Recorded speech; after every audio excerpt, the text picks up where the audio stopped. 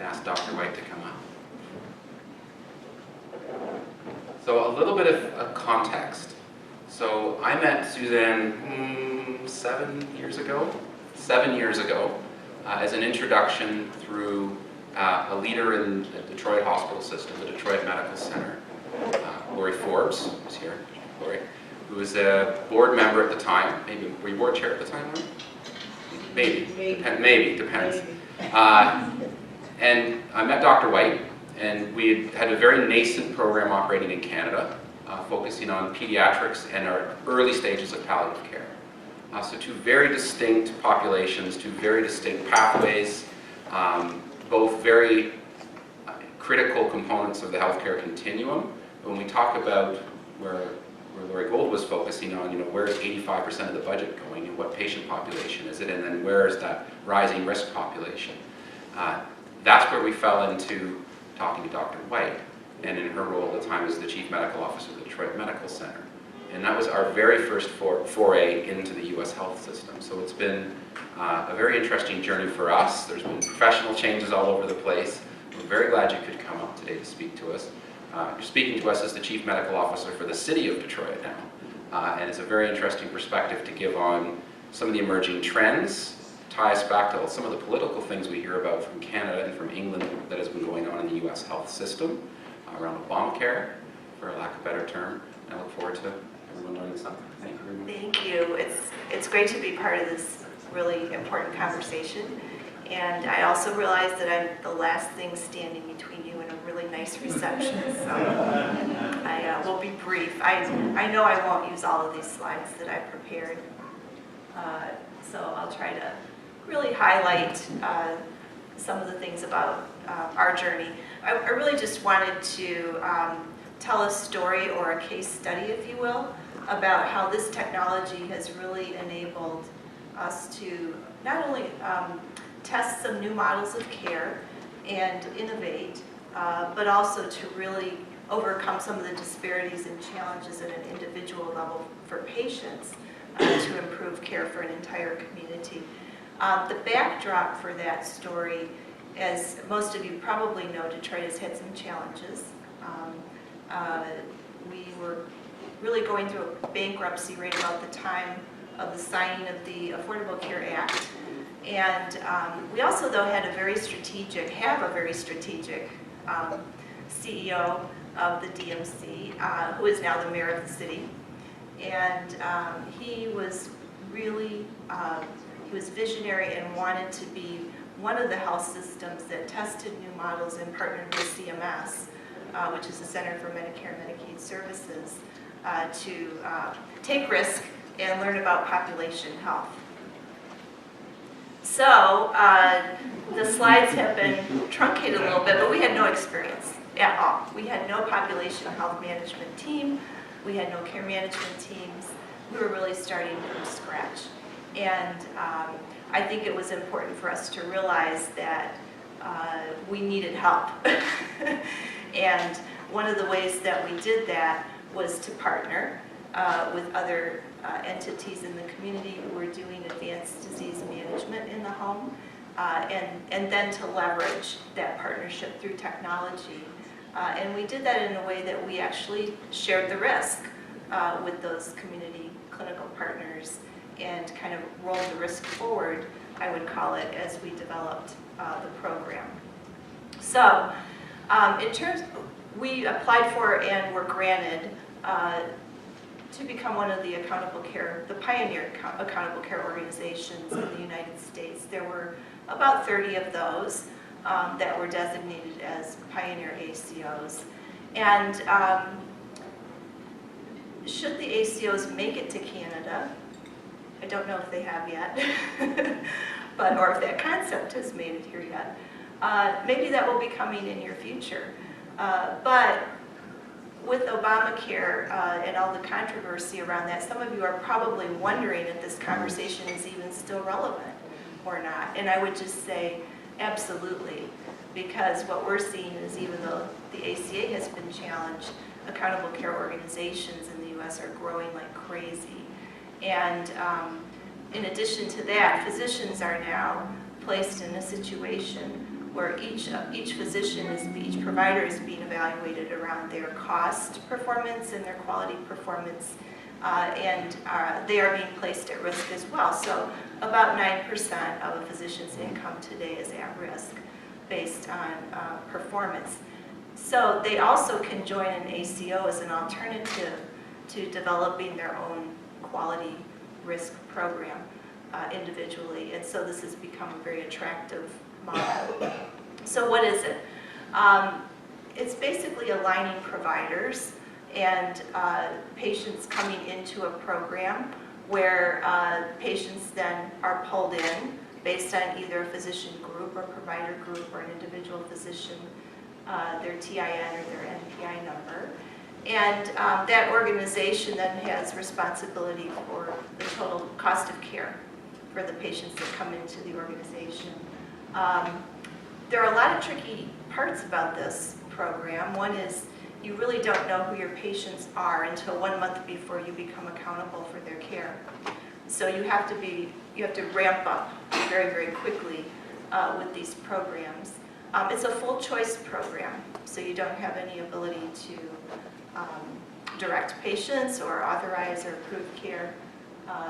It's fee-for-service care, and there's a lot of movement within the program. So should a patient change programs, perhaps go into a Medicare Advantage program, they would disalign from the program, and that's tricky also because you invest a lot in caring for that patient, and then you may lose them because the plurality of their primary care services align with somebody else who's not in your ACO. And we see that happen a lot with patients who have cancer or end-stage renal disease, where their nephrologist or their oncologist all of a sudden becomes the individual for whom most of their claims are aligning with around primary care, and they then get pulled out of that organization. So it's a tricky program. I say it's not your father's HMO. It's a little bit more challenging than that. And another piece of the program that is a challenge is that it's meant to be a shared savings program, so that if you actually do reduce cost from your baseline, you split that savings with the government, essentially. But they cap it. If your patient costs go above $100,000 per patient, you cannot share savings on those patients. So you can't use the traditional types of care management models where you go after the high-cost patients and try to really, get control over those costs. You really have to manage the middle of the program. And I think that's where the technology was so helpful. We knew that we needed to get into the homes of these patients. We needed to activate them and engage them and manage those patients who were right in the middle of the cost structure of our risk. So this was really, I'm not going to go into a lot of detail, but aligning physicians around quality incentives, using our navigational teams to get patients back into their primary care physician offices and to help really facilitate care coordination. One thing that came out of this that I thought was actually very interesting was we looked at 3,500 of our readmission patients, and like Little London, I think we had a pretty high readmission rate. We found that our readmission rates correlated exactly with the number of days it took to get them back into their primary care physician's office post-discharge, or until somebody made it into the home of that patient. So this is a pretty amazing statistical observation, and it became a pretty big part of our strategy. So we basically tiered our patients, and as I mentioned, we really focused on tier 2 patients, and with our tier 3 patients, which were sicker patients, we developed a special program called Personalized Care at Home, and that allowed for management of COPD, CHF, and other conditions in the home. A big part of this program was really enabling care transition coaching by nurses. That starts right in the hospital prior to the patient going home. And our care management strategies evolved over time. I won't go into a lot of detail about that, but we became somewhat more sophisticated as we went around trying to identify the highest quality home health care providers, the highest quality nursing homes, even the highest quality physicians. And the results here, I think we were very happy. For the 3 years of this program, we were within the top 3 of the Pioneer ACOs, and 2 of those years we were the top in the United States. We were able to share about $39 million in savings during that 3-year period, and also you can see that the quality scores went up considerably. CMS has a whole host of quality scores. There actually are 33 different metrics that you're evaluated around in this program. We didn't really focus on that. We drove the ones that were meaningful to Detroit. So addressing hypertension, diabetes, addressing immunization rates, addressing med reconciliation, getting patients back to their provider as quickly as possible. The others kind of fell in line when we did that. And I think that was an important lesson that we learned. So with that, I would just say that this really, I believe, truly did accomplish the triple aim. It improved care considerably for the patients. It also did save some money, and we learned a lot. And I think the technology really enabled that, and I'm happy to take any questions. I have some.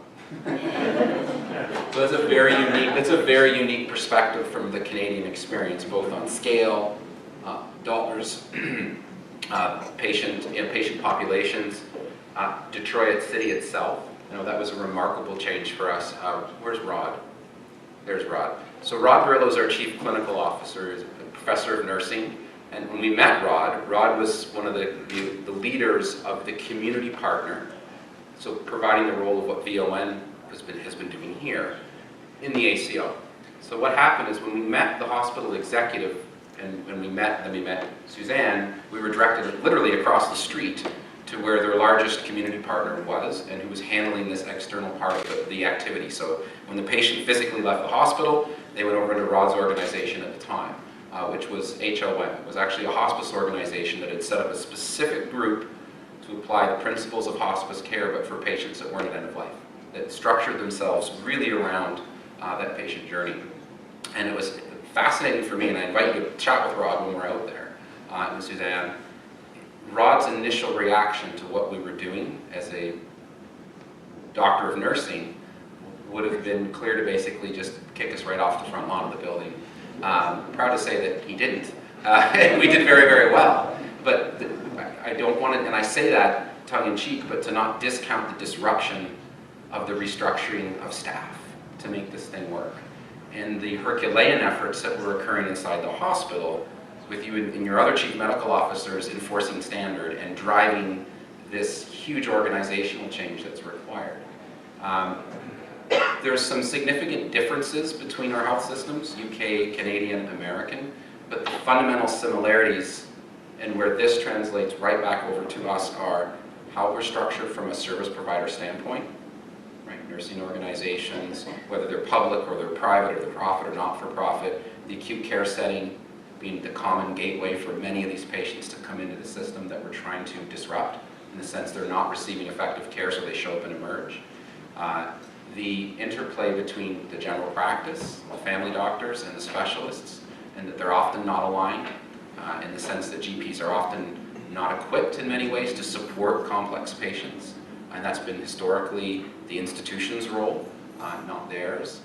The incredibly difficult to navigate reimbursement models, right? It was a huge issue for us in the CC2H project, and a big win when the team was able to figure out how could specialists get paid if their patient wasn't in the hospital.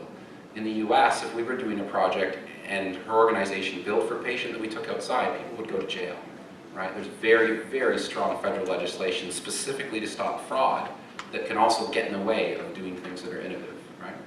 So I encourage you to chat with Dr. White tonight, and for those of you that are here from health system from a management perspective and from a learning perspective, one of the things that I take away from the project that we had in Michigan, and it's continuing but in a different structure, is simply the level of complexity that was navigated and done in a way that had an incredibly meaningful output that's demonstrated in stats. But at the end of the day, if you were the nurse from Windsor, who half the time work in Detroit anyways, but if you were a nurse from Toronto and you went on a visit, or if you are a UK physician and you showed up, they're literally dealing with the exact same patient challenges, the exact same interpersonal challenges, the exact same professional social challenges to make things work. We can just wrap different names on it, different insurance names, different laws, it's the same. And they pretty much have the exact same beginnings too. So, just one quick comment is, the thing that we also noticed was this was a test or pilot, but we were able to take it then from just the ACO patients to all of the high-risk DMC patients, and it stood up. And so that was very exciting to be able to be part of something that could be translated outside of that innovation to all patients. From a technical perspective, you've got the sensory tech applications, but there's also the integration with the EMR and other pieces. What was the EMR that you were using? We use Cerner. Yeah. And there was a link between Cerner and there was an Allscripts integration, and Allscripts was at the nursing agency side. And so we back integrated into care management on Allscripts to give a unified view there. Do you have a care management application within Cerner that you were using, or was it this one? Allscripts interfaces with Cerner. We actually used kind of an innovative care management tool that opened up the care management documentation to the providers. Anybody, we could grant access to it to other community partners as well. And that was a game changer to be able to have that in addition to the EMR system. And for sensory tech, that was our V1. We literally at that time only had the clinical toolset components. We were not yet organically an enterprise solution. We didn't have, it was 2010, 2009, 2010. So since that point in time, we're now fully integrated for EMR interaction, right down to the clinical working tool, OTN, the actual telemedicine componentry integration.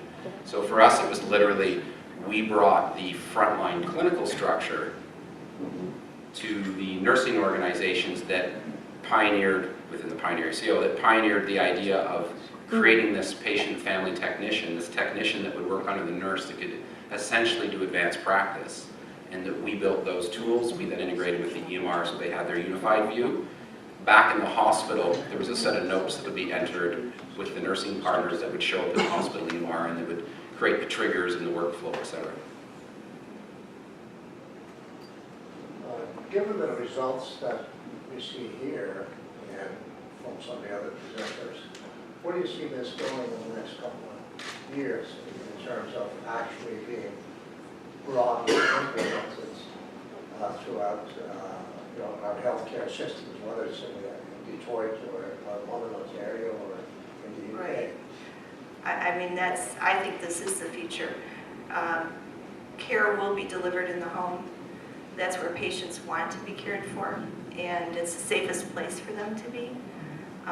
So much of hospital care, as I think was pointed out earlier, is really hoteling patients. The early phase is very, very important, but beyond that, there's no return. In fact, the risk goes up, extremely high the longer they're in the hospital. So this is the future, and I think that finding the ways to be able to deliver the right care in the home is what we're going to see happening increasingly. Just another contextual question about, you were able to, in your market, you would negotiate with a single home health nurse provider, or with multiple? We're not allowed to do that. Even within the innovation programs, which give you some waivers, you do actually have some protections against kickbacks and referrals and things like that, but not for that. So for home health care, for example, patients have full choice. What we did though was we evaluated very, very carefully all of the agencies with personal interviews and looking at their data, and we ranked them in terms of what we felt were preferred providers of home health care, for example. Same thing with nursing homes. And by educating the providers, then you can help to start changing those behavioral patterns by showing them that information and by giving the patient that information as well, pre-discharge. There can be more of a conversation around it rather than just kind of a knee-jerk response that I'm going to use this company. Something that actually, we went into a second phase outside of the ACO, but still with the Detroit Medical Center, into another project looking at targeting high-risk readmission patients, but from within the DMC's organization itself on a private pay basis where the DMC was physically putting the money up to take care of a patient that they had reason to believe was going to come back and accrue a penalty. And that's one of the fascinating things that Western Europe and Canada have not been primarily dealing with yet. It's coming, is penalties being levied by the insurer based on readmission, which is a profound, almost injustice to hospital management in the US who have no control over what happens to the patient in the community.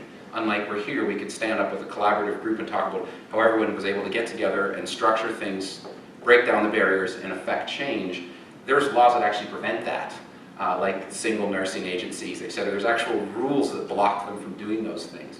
And what was fascinating for me was the level of accuracy within the Detroit Medical Center. You could predict readmission, and I can't, you can quote it. Was it your 98th percentile? Yeah, please. We had it down to about a 99% specificity.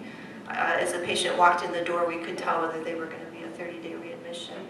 And we had to do that because there are a lot of tools out there that can be used to try to predict that. But in Detroit, all of our patients were so high risk that we had to develop our own strategy around that.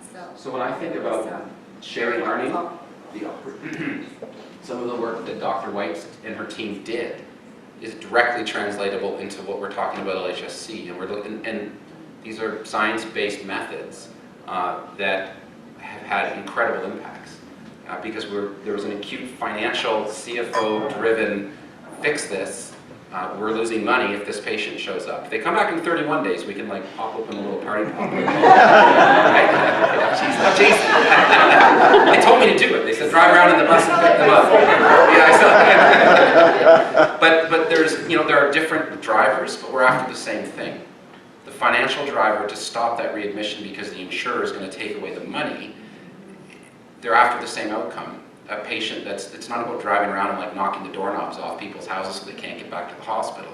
It's about addressing the core need and struggling against the barriers that exist within the systems, right? And that's really where things equalize.